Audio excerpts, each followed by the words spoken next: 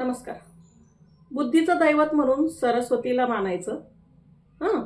आणि एकीकडे आपल्या देशात बहुतेक घरांमध्ये म्हणजे बहुतांश घरांमध्ये स्त्रियांबद्दल अशी वाक्य बोलली जातात की बायांना अक्कल नसते किंवा त्यांना बुद्धी नसते, अशा पद्धतीने त्यांच्याशी संवाद केला जातो. त्यांना काय कळतं अशा पद्धतीने बोललं जातं.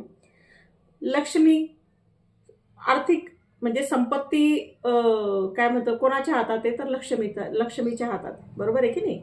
हां. म्हणजे आर्थिक संपत्तीचं दैवत म्हणून आपण त्याच्याकडे पाहतो, लक्ष्मी मातेकडे.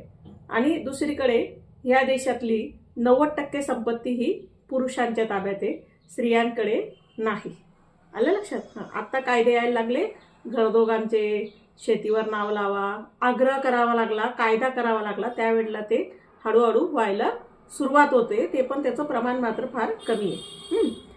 दुर्गा शक्तीचं प्रतीक आहे. एकीकडे शक्तीचं प्रतीक म्हणून दुर्गा माता आपण पूजायचं, दुर्गा मातेचं नाव घ्यायचं. आणि दुसरीकडे घरातल्या मुलीला वाढवताना मात्र खेळायला स्पेस द्यायची नाही, तिला व्यायामाचं महत्त्व सांगायचं नाही.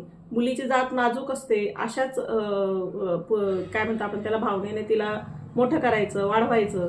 हां. तिने जोरात चालायचं नाही, जोरात बोलायचं नाही. मुलीची जात आहे, मुलीची जात जन्मताच नाजूक अशा खुडचक कल्पना आपल्या डोक्यात सांभाळायच्या. लक्षात घ्या की एकीकडे हे सगळे प्रतीक आहेत आणि दुसरीकडे वास्तव आयुष्यातलं आपलं स्त्रीजीवन आहे. तर याच्यावर तुम्ही शांतपणे विचार करावा अशी माझी मनापासून इच्छा आहे. विचार करा आणि काही तुम्हाला प्रश्न पडले तर मला नक्की पाठवत राहा. थँक्यू.